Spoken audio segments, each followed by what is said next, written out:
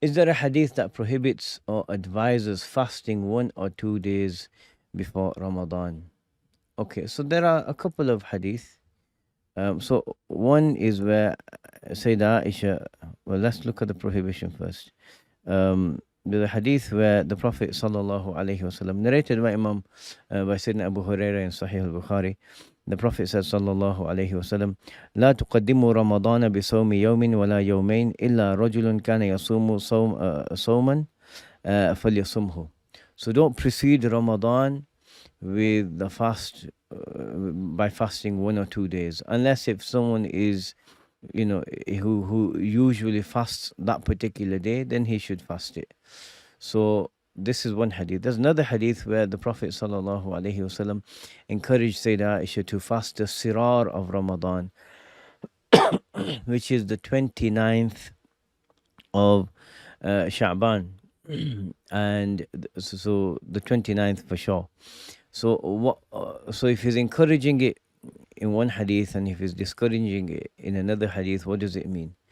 So the problem would occur if someone intended to fast without knowing for sure it's Ramadan. So someone thinks tomorrow it might be Ramadan, so what I'm going to do, I will fast anyway.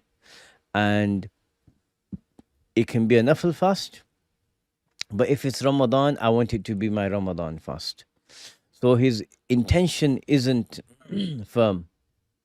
His intention isn't, and that's one of the conditions of fasting. You have to have a firm intention, like with other acts of worship.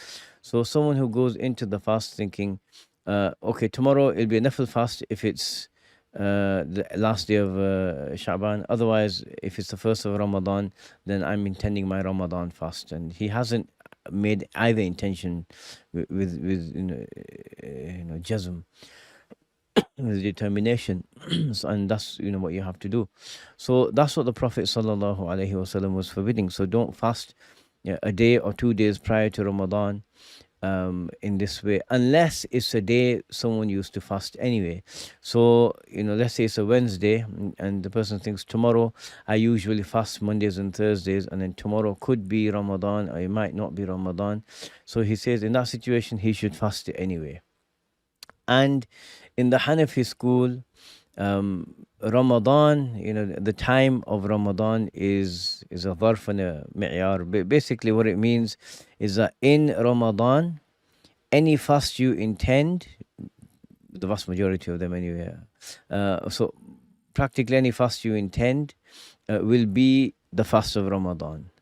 And if you intend a nafil, it will be the fast of Ramadan. If you made the intention another, that you swore an oath that you're going to fast on the 3rd day of Ramadan, and then you intend that another, the fast that you swore an oath on, it will be the fast of Ramadan. So generally, so if a person does intend to fast a nafil fast the day before Ramadan, and so let's say Ramadan could be on the Thursday, and on the Wednesday he says, I'm fasting a nafil fast tomorrow, on the basis that it's the 29th, it's the 30th of Sha'ban, not the 29th, the 30th of Sha'ban, which is the other hadith about the sirar of Ramadan. So if he was to fast that, then if it turns out to be Ramadan, it will be a Ramadan fast. So let me just summarize all this again. So it's recommended by one hadith to intend the sirar of Ramadan, the fasting of the last day of Ramadan. Today my brain's not functioning well. To fast the last day of Sha'ban, which is the 30th of Sha'ban. So on the evening of the 29th, he intends, I will fast tomorrow, on the understanding that it's going to be the 30th of Sha'ban. And if it is the 30th, there's a particular reward for this person. The Prophet sallallahu alaihi wasallam encouraged it. If it happens to turn out to be the 1st of Ramadan, though, it will count as Ramadan. Yeah. Where the prohibition lies is when someone thinks, I'll fast tomorrow, and if it's the 30th of Sha'ban, great. Otherwise, if it's the 1st of Ramadan, then let it be that. So his intention isn't firm, and that's where the prohibition lies. And Allah knows best. La ilaha illallah.